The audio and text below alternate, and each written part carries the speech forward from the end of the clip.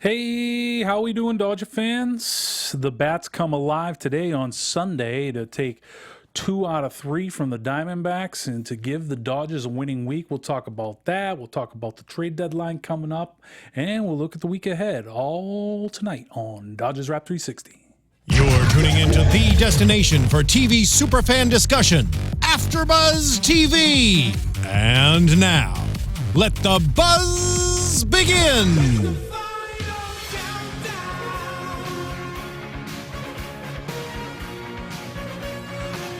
Oh, yeah, it's the final countdown to the trade deadline. Will the Dodgers be active? We don't know. All kinds of speculation going out there. Oh, but it was a nice day at the Ravine today. The Dodgers exploding for 13 runs today to get the win versus the D-backs. Oh, yeah. 14-3. What an explosion. 17 hits. Go get 'em, Dodgers. Alongside Hunter Marks.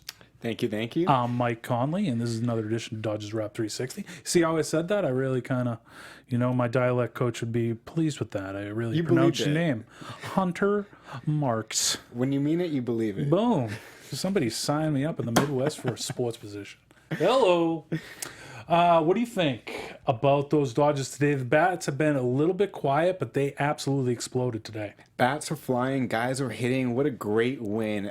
Tough to lose Bud Norris early in the game after 1 out, but the bullpen came through.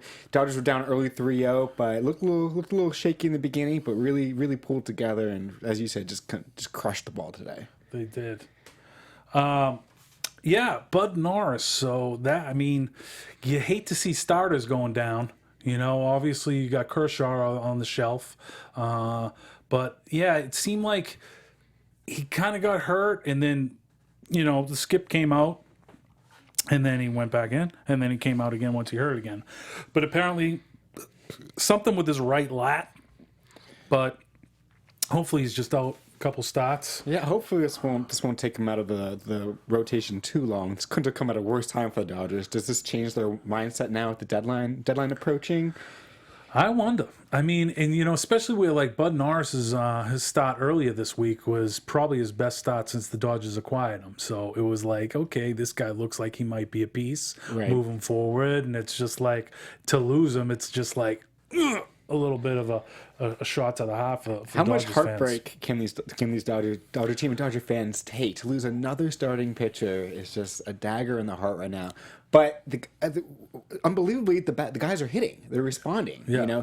They lost Saturday, but they won Friday night, and it's been a little bit of a rock and roller coaster here, but they're doing well. So. That Friday night win, incredible game. Oh, incredible!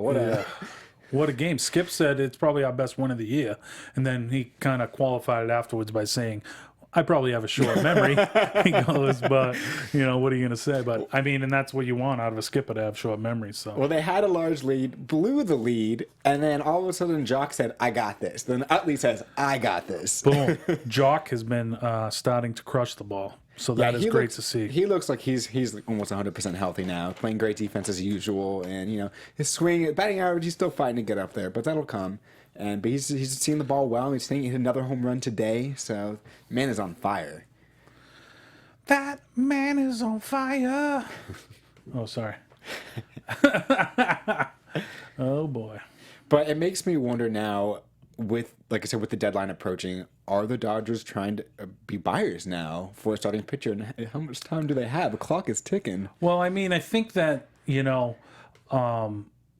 everybody kind of assumed they were buyers. I know we were kind of pontificating on this program last week of them possibly being sellers, but that was kind of all hinging upon us getting word this week that Kershaw was done for the year, but we didn't get that word this week. In fact, Kershaw's still up in the air, right? No news is good news, and and I think there's been no news on his timetable so far. So until I hear the words back and surgery, I'm just gonna assume that he's going to be okay. We'll see him in a Dodger uniform again this year. Yeah, it's really going to take something extraordinary for him to be out for the year, because what a competitor that guy is, and with the team playing well and showing some resiliency that maybe they haven't shown as much of in the past few seasons, even though they've been winning division titles. He's got to be excited about this team, and he's chomping at the bit to get back out there Absolutely. and take the bump every fifth day, no question. So I keep going back to when Josh mentioned last week about the old Simmons-Ewing theory,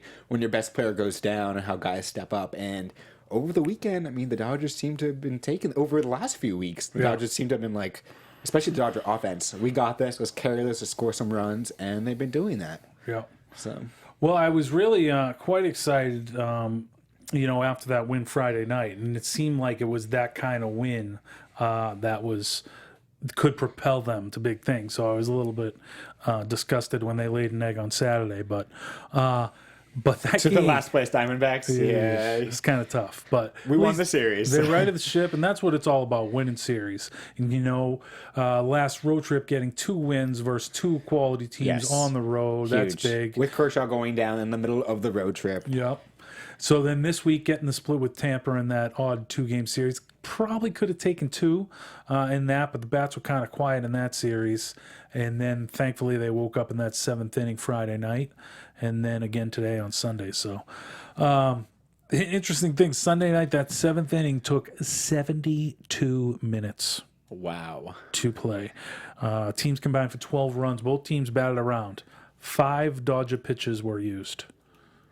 Pretty crazy. Yeah, pretty crazy. And usually, I mean, you never really want to see your bullpen taxed that much, or your rotation, but it seems that we're gonna right the ship and it's gonna be okay. So yeah. And Jock and Chase with like the 2-2-run bombs, with the walk in between, the Van Slyke walk, it was great to see. And like we say, Jock is kind of turning a corner now. So absolutely. And the silver-haired fox, Chase Utley, just boom. Does this guy age? Right? I don't think so.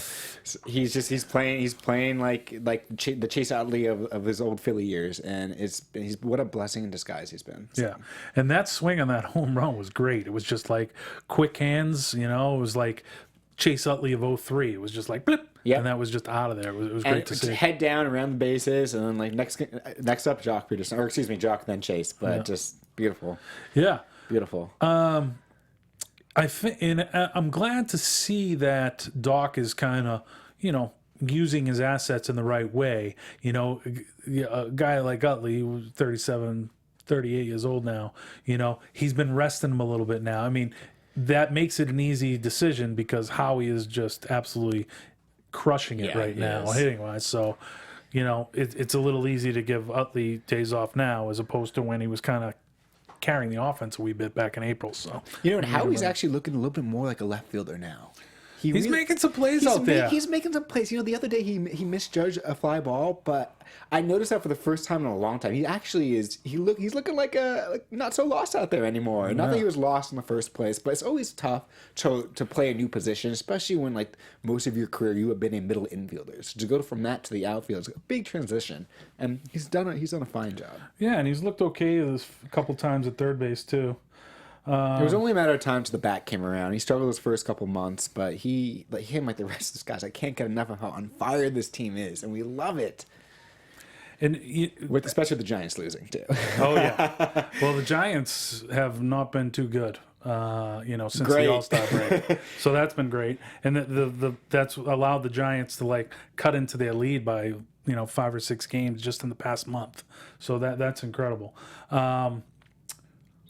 Now, do we think the Dodgers are going to sustain this with the pitchers going down? That's where the trouble goes, because the starting pitching is finally starting to come around with the rest of the bullpen, and when all cylinders are clicking, this is a team that all of a sudden developing deep playoff chatter. Well, I mean, that kind of begs the question now if they're going to be in the market for a starter. There was already speculation before Norris went down that they were talking to Tampa, and I wonder like how much of those rumors are actual potential trades and how much of it is just like internet pundits throwing stuff out there because Andrew Friedman was the old GM of Tampa and he's very familiar with that club. It's probably a little bit of both. It is. I mean, yeah. I think the GMs are having these conversations on the phone about these players, But whether they're going as deep as the media portrays it is another question. You know, a call about a Chris Archer trade, I'm sure happened, but as how far along it went as far as discussing terms and whatnot, well, we don't know yet. And it seems to have died down a little bit, but stranger things have happened against the deadline. So. I think probably a more likely scenario is them picking up a bat. Jay Bruce has been the guy most talked about.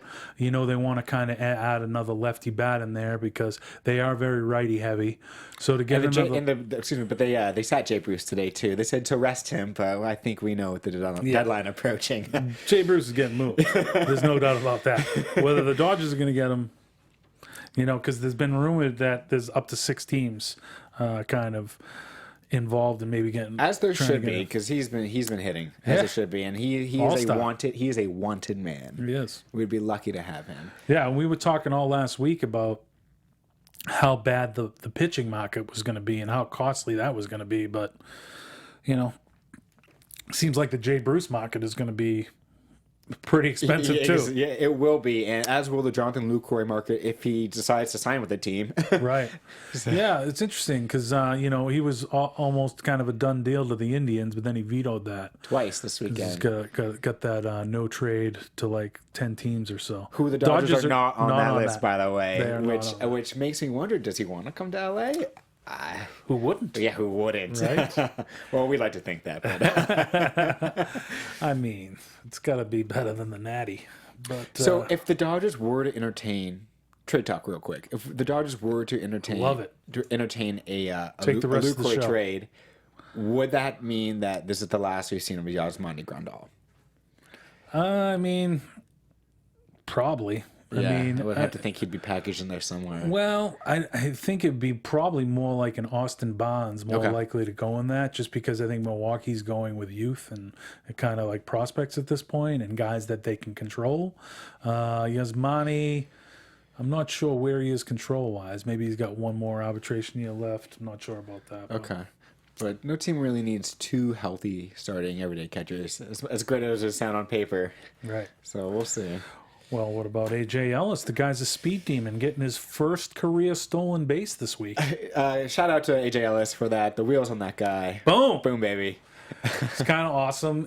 What was awesome was that Kershaw went out and got the base, had it authenticated. He did. They're best friends. I mean, you didn't hear it on the show, but A.J. Ellis owes a lot to Kershaw for still being a Dodger. I don't think that's a secret to I any don't think Dodger it's a secret anymore. Yeah. But I mean, all Dodger fans know that guy has had a spot on the Dodgers the past 3 years. Deuce Sylvie to being Kershaw's caddy. There's no doubt about that. But hey, when you have the best pitcher in baseball, just like any sport, you kind of listen to what they want. So.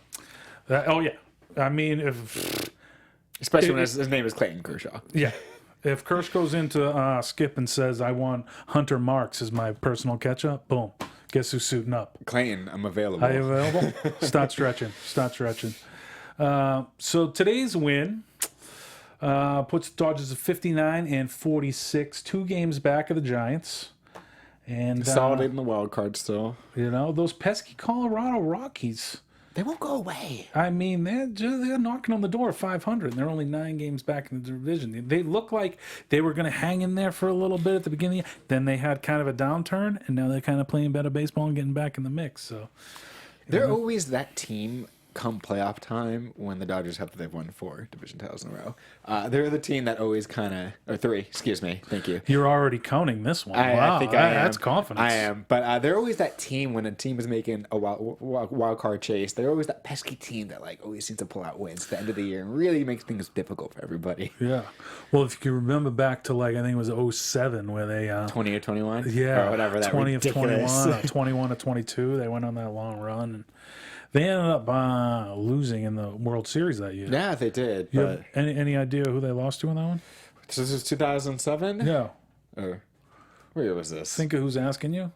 Oh, it's Boston. There Boston Red Sox. Boom. This is There it is. This is a Dodger show masquerading as a Red Sox. No, it's not. We already did the Red Sox show. Come on, I'm Dave Roberts. I'm on my best behavior. Yeah, I love Dave Roberts. We know. Greatest stolen base in postseason history. Absolutely. You listen well. So just to talk, if they're getting some pitching, and it comes with those from the Tampa Bay Rays, who are just looking to peddle some pitchers. There was some good auditions this week from those guys. I mean, on Chris Archer. Tuesday, Chris Archer had a great start for them. 7 solid innings pitched, only allowing 1 earned run on that one. His manager, Kevin Cash, said after the game that was his best start of the year. Great, trade him. Yeah, right. He's gonna take a haul, and and also the following night, Matt Moore had a great audition for them. He was good. He was 6.2 innings pitched, only allowing a run on 4 hits, 5 Ks. He did have 4 walks, but he looked pretty good. 2 guys the Dodgers have reportedly had interest in the last few weeks, but I'm starting to wonder now with Bud Norris going down and Brandon McCarthy pitching okay, if they want to trade, because I would have to imagine McCarthy would want to be one of the pitchers dealt in that deal if it happened. Now the Dodgers may be thinking, well, we don't know Bud Norris' situation, we don't know Kershaw's situation. Brett Anderson's about to start his rehab assignment. Brandon McCarthy's looking pretty good for staying on the Dodgers, unless they can get a blue chip guy for him. I don't think he'll go in any deal, but I hope not now. Yeah, they're going to be, the teams that are selling at this point, especially a team that's like 20 games under 500 like Tampa, they're not looking for any guys coming off of TJ. They're looking for solid prospects. So they're going to be talking about Urias. They're going to be talking about Jose De Leon. And, if you'd like to keep Urias, but, Jose De Leon and, Jarrell Cotton and, maybe Clevenger has to go in that deal. Yeah, my personal opinion on this is, and this is just from a Dodger fan perspective, is I'm just having flashbacks of Pedro Martinez and his lone Dodger season, and we know the career that he went on to have. And these are 2 completely different pitchers. One's a right-handed pitcher, and one's a left-handed pitcher. But the potential was there for both of them so young, and I really would like to see the Dodgers roll the dice on this one and keeping him as a Dodger, and kind of just seeing how that plays off, and just not giving up that chip just yet. Yeah. You definitely don't want to give him up, especially kind of the brief kind of. We saw him his 5 and 6 starts. Like, none of them were really super, but you can see that the kid belongs. He's only 19.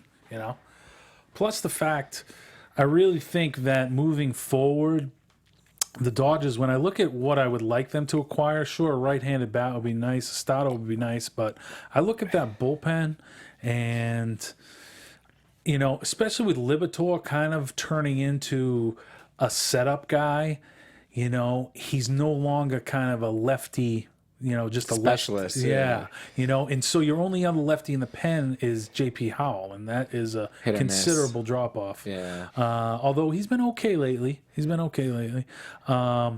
But so I was thinking maybe they could go after a Boone Logan from the Rockies, maybe someone like that. It wouldn't maybe cost that much. Just to give Doc another lefty out of that pen to use. You're right. They need that left-handed middle reliever to eat up a couple of innings. Well, and like just to go after lefties, but you know who it could be? Julio Urias. So I mean, they want to obviously kind of tamp down his innings, and he has been pitching out of the pen down in Oklahoma City. So we shall see how he ends up. The Dodgers have said that Ross Stripling will hopefully be moving forward, kind of be taking that Bud Norris position for now. He came in and pitched pretty well today in relief, so and he's shown that he can. I don't know if I'd call quality starts, but he shows he can be a starting pitcher and give you spot starts, which is at this point when you're piecing together a rotation again for the upteenth time this season. This is what you need right now. So. Moving forward, it'll be very interesting to see the direction that they go. But I think right now we both agree starting pitching should be a priority. Yeah. That being said, I don't necessarily want to go spending, in this market. So it's like Stripling was pretty good at the beginning of the season when he was in the rotation. Nothing like dynamite, nothing special. No, but he was serviceable. Exactly. And Brett Anderson is. Can't wait till he comes back. He's supposedly starting a rehab assignment soon. Yeah, starting a rehab assignment soon. He'll be back hopefully next couple of weeks whenever he decides to come up. And who's gonna be starting baseball activity soon? Mr. Trace Thompson. That is nice to see. Nice to see him. There's a right-handed bat, and hopefully, because that back was really bothering him before. Hopefully, he's really kind of taking this time to heal up and get that swing back. Because Chase, we really could use you right now, buddy. Yeah. You know who's tremendously falling out of favor in many trade rumors this week? Your boy, Mr. Yasiel Puig. Yeah, Yasiel, he's really been used as a pinch hitter over the last 8 games, I want to say. He started today. Had a nice win, 3 for 5, a couple ribbies. Nice to see him in the lineup, but he Showcase. You know, there was a lot of talk of Bruce for Yasiel Puig trade going, Jay Bruce or Yasiel Puig. And with Bruce sitting out today and Yasiel playing, you're like, oh, is he auditioning for the Reds now or any other teams? And, you know, clock is still ticking. Deadline's not over. The Reds aren't going to do that. They might not, but there might be other buyers in the market who will. Yeah. I mean, I'd be kind of interested to kick the tires on Yasiel because, you know, like I always say on this program, you know, much like in your stock portfolio, you want to buy low, sell high. So with Yasiel, you know, you still kind of can remember the animal that busted on the scene like 3 years ago. And, you know, we haven't seen him since, but you just know what he's capable of and how talented a player he is. And his ceiling is pretty high, that if he can kind of just get in the right situation, you know, maybe some team can unlock that. So it's like, it seems to me that the Dodgers are just kind of like fed up, you know, with this guy. Well, and his hamstrings are made out of thin crisps. So. Yeah. Well, I mean, that's kind of discouraging, but just more so, is he taking to the coaching, you know, because he still makes kind of bonehead plays in the bases and, you know, sometimes in the outfield, you know, so it's just like you wonder, is it working with this kid? Is it sinking in, you know? Well, you're never gonna tame him, and I don't know so much that you want to. Wild horses. Exactly. Don't tame him. Wild horses.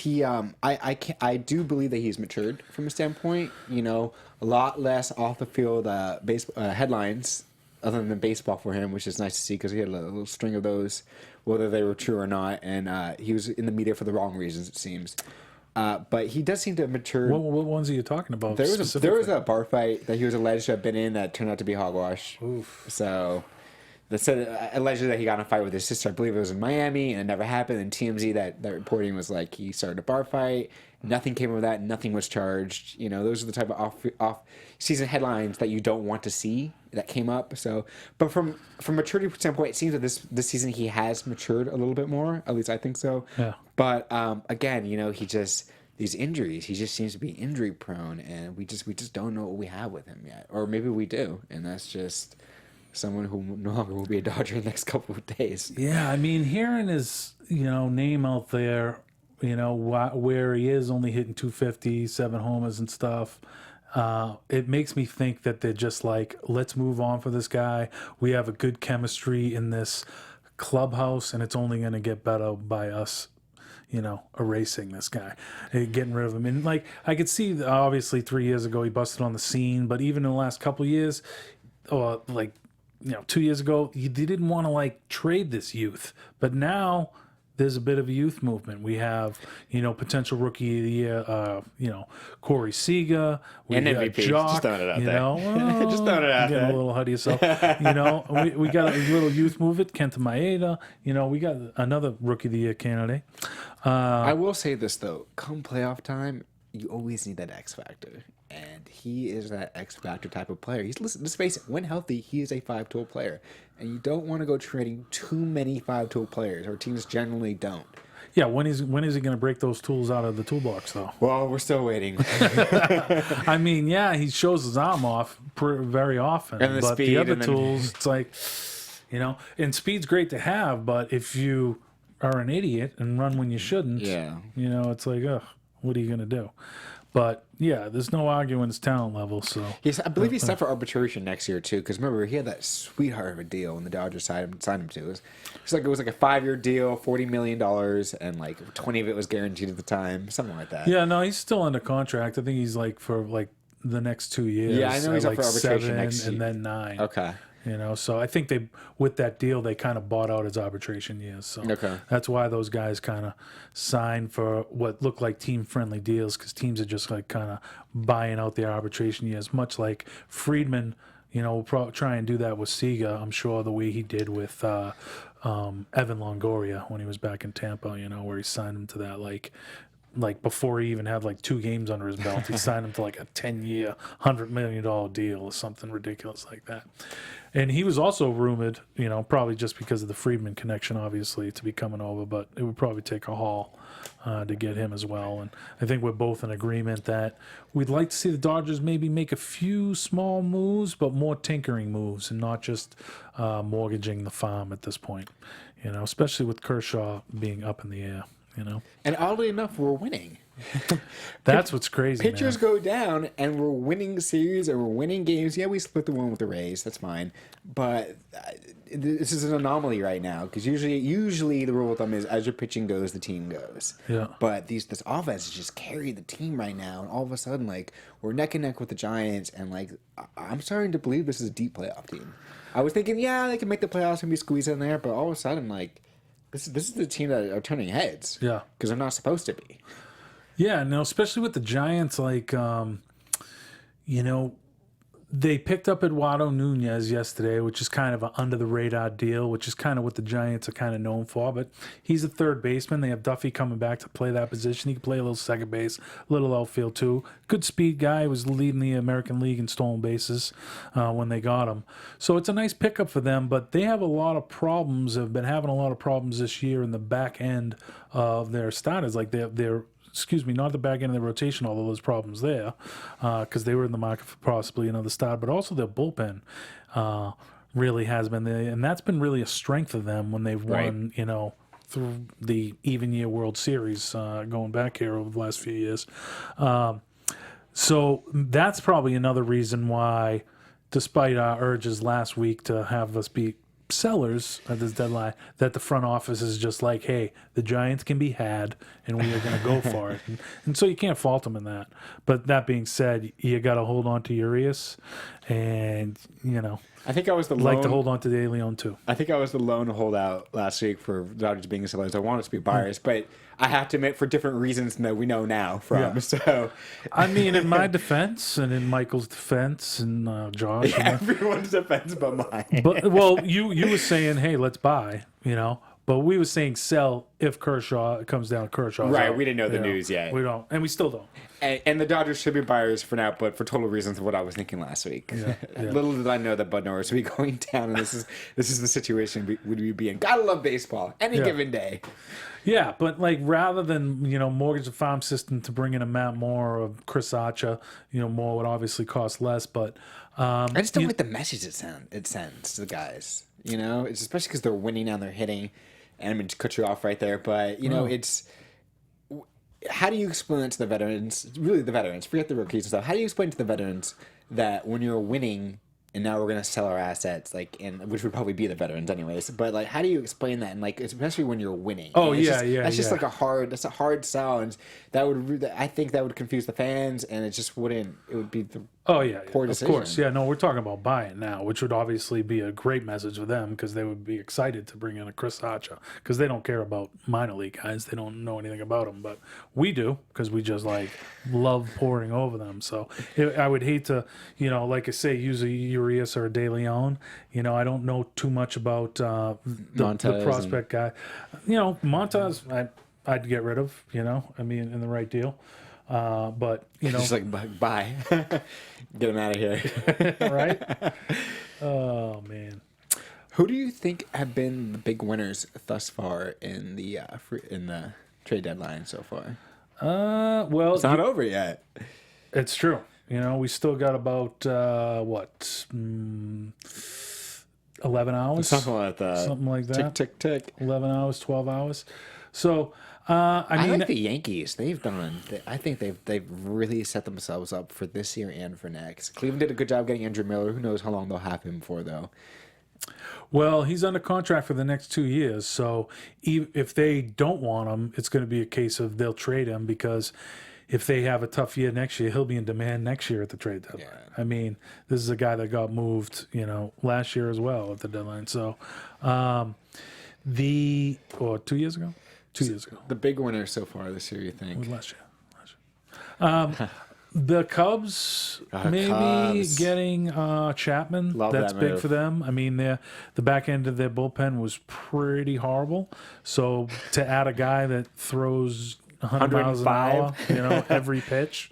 It's not a bad pickup. And, that just tells the team we have a chance to win, for the first time since 1906. So we got to go it. And I don't think they're done. I think you'll see them add something else, maybe Rich Hill from Oakland. But Theo's gonna make some moves there. Yeah, he absolutely will. And this Cubs backline now kind of reminds me of the 2013 or 14 when the Cardinals won that rotation, when they were just throwing like 7, 8, 9 guys and just crushing it. So tip of the hat to the Cubs. Good job, guys. And Theo they trust. Seriously, what a GM. He has just turned that team around. It stings me deep. Yes. It stings me deep. But yeah, I mean, also I think, Cleveland getting Miller, I like that. It looked really good when they were able to get Lucroy too. They were filling like 2 of their big holes, but he's being a potty pooper and vetoing that trade. So I don't know. Who wants to move to Cleveland? No, I'm just kidding. I mean, Believeland, they got a championship now. Yeah, different sport. So right. This is baseball now. No, Cleveland's doing fine, and they've been on the rise the last couple of years. But the Yankees, as much as a Dodger fan, as much as it kills me to say, the New York Yankees, tip of the hat to Brian Cashman. This guy knows what he's doing. He is the true architect of this team, and as he has been for the last 12 or 13 years. He is. He's a great baseball man, and as a born Red Sox fan, I was rooting for the Steinbrenners to just get in there and foil his plans, because with those 2 trades alone, he went from having probably a bottom 5 farm system in all of baseball to now a top 5 in all of baseball. So it's pretty crazy that he was able to do that in just 2 trades and with relievers as the trades. And he's not done. He's going to get rid of Beltran, and there's if somebody will take Brett Gardner off him, he'll get rid of him too. 38-year-old Carlos Beltran, and just wrecking the ball this year. I haven't heard any rumors of the Dodgers being in the sweepstakes for him. I'm not sure if they. I mean, it would be great to have a switching bat like that in the lineup, but yeah, I wonder who do you have to give up, because he would command people even at his age. Well, the thing with him is he is old, and he is just a rental. And as you rentals win World Series. Yeah. But they just don't cost as much as guys that are young and, controllable.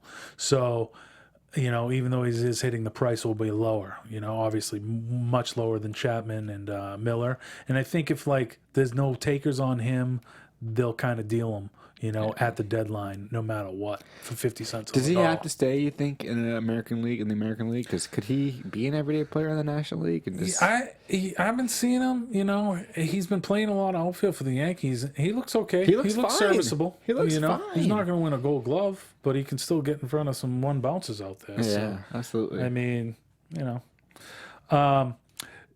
we got to get. It would be nice to get Bud Norris back, because that start he had early in the week versus Archer was his longest outing as a Dodger.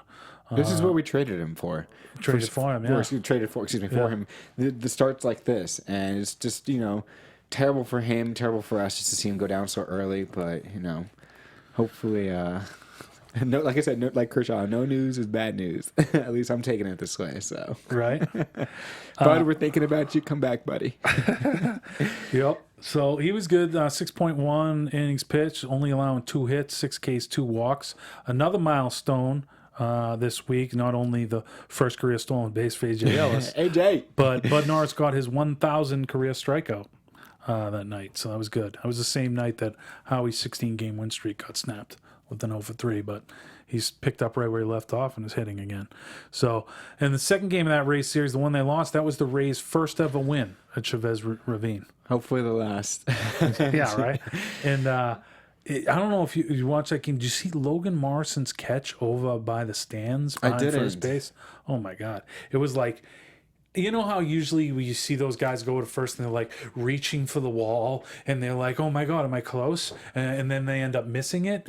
Dude stayed locked in. Oh yeah. To the right and absolutely smashed into the wall, went ass over tea kettle, and knocked over this protective thing that was on the padding. It was a pretty fierce crash into the wall. He was like to that. Go over he like was that. like he was that type of player on the Marlins, just fearless, reckless guy, and just like someone you want like that. And, I mean, he can stroke it too. pretty put together. You So. also know who had a fantastic catch the other day was the Dodgers warm up girl for the left fielder. Another snag, second one on the year for her. I think the Dodgers need to seriously start looking at her. There you go. Get her number. The Dodgers, a little shout out today before the game. They honored the 1953 Rookie of the Year, Jim Gilliam, because they're kind of doing that whole pin series where they're kind of honoring all the guys that have their number retired by the Dodgers. So shout out to him. His grandson threw out the first pitch. It was a little bit of a seed, too. It's pretty good. Okay. Maybe sign him up. You ever see that 50 Cent opening day pitch? Yeah, he won't be getting a contract. The ball flew sideways into the stands. He will not be getting a contract anytime soon. I'll tell you that. That'll be on Booper Reels for decades to come. Lost in that big comeback on Friday night was another good start by Good Kenter, as you like to say. Good Kenta, bad Kenta. He had 6 shutout innings going and retired 16 out of the 17 batters he faced through those 6 shutout innings. So that must be 17 out of 18. Looked well until last inning when they pulled him. Looked a little shady. Really would like to see him go at least 7 innings in any start this year. Because again, come playoff race, I know if Dodgers are in the wild card or hopefully leading the division, like we're gonna need to see him go deep. Yeah, because that's what playoffs are made of. Here's the thing: it's like, and what you see, and every time he pitches, they put this up. Anytime it like starts creeping into the 5th or 6th inning, first time through the lineup, bat is hit like 178 versus him. Okay, second time through the lineup, bat is hit like 204 versus him. Third time through the lineup, bat is hit like 342 off him. So it's like, whoa, that's a jump. Yeah. And it's like you want him to break that trend. I hear what you're saying, but it seems like he's not breaking that trend. And that kind of leads me back to a day where, I think I brought it up on this show before, maybe it was the Red Sox show, but like, okay, if you have that guy that can go lights out 2 times through the order, okay, get 6 out of him, get 5 1/3 out of him, and then try and match him up with another guy, a stripling type, or that can also get. I like that. Go through the order and get to it. Because I think there's too much of a emphasis put on guys coming out of the bullpen just being 1-inning guys. It's like, hey, let's pretend it's like the early 80s where if a guy comes out of the bullpen and he looks great and he gets 3 guys out, keep him in. Keep him in. It's like lefty against lefty. Like, okay, you've seen the guy. Yeah. It's like he's doing well today. It's like, is he gonna go, night to day in an innings period, or is it more of a chance that some other guy in the pen you don't know how he's throwing today can come in and get blasted? So it's like, if a guy's going good, why not let him throw? I couldn't agree more. And when I say who cares about lefties for lefties, well, I care for more. First of all, I actually care about that, so I'm going to walk that one back. Walking it back. But there is a lot of emphasis on specialty pitchers. Left-handed batter, got to get a lefty up there to throw. And sometimes circumstances call for that, and that's fine. But I couldn't agree more with you. When a guy is throwing dimes, he's throwing dimes, right? And you can't argue with the results. I'd like to see Liberatore. Actually, he's kind of at his limit there. He's like 2 innings is good. If he's throwing 3 innings, you might be like, okay, well, let's see what's going on with this. But I wouldn't mind to see like a little Maeda stripling little duo there. Some teamwork. Right. That's teamwork. Hello. So it's great to see Thank you, Jack Black. Yeah, exactly. It's great to see Jock hitting the ball. He go deep again today. He went deep again today. So that's 3 straight games, I believe, with a home run. This guy. He's a stud.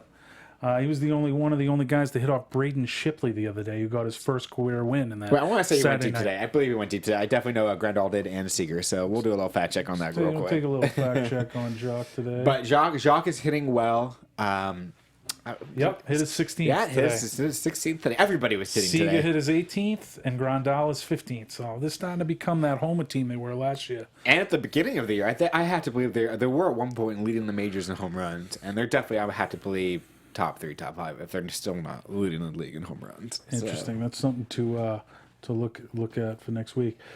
Great with runners in scoring position today. 8 for 20. That was fantastic. Yeah, I gotta say, I think we talked on our first show about Dave Roberts and how he's been doing. I gave him, you gave him a B+. I gave him a B.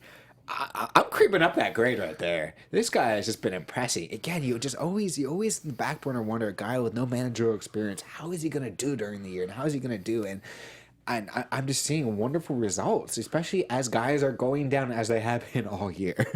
Well, I think the strength with Dave Roberts is that he's the same guy every day. Yeah. He comes in, and that guy is a real upbeat guy.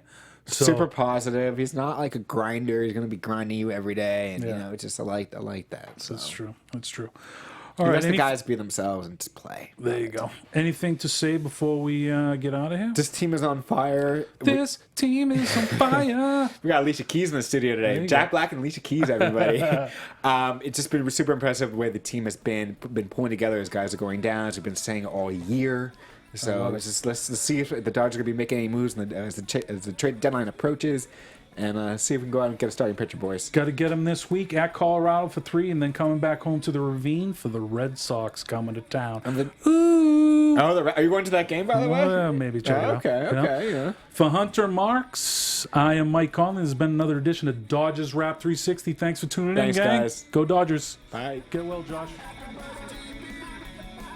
From executive producers Maria Menounos, Kevin Undergaro, Phil Svitek, and the entire AfterBuzz TV staff, we would like to thank you for listening to the AfterBuzz TV network. To watch or listen to other after shows and post comments or questions, be sure to visit AfterBuzzTV.com. I'm Sir Richard Wentworth, and this has been a presentation of AfterBuzz TV. Buzz you later. The views expressed herein are those of the hosts only and do not necessarily reflect the views of AfterBuzz TV or its owners or principals.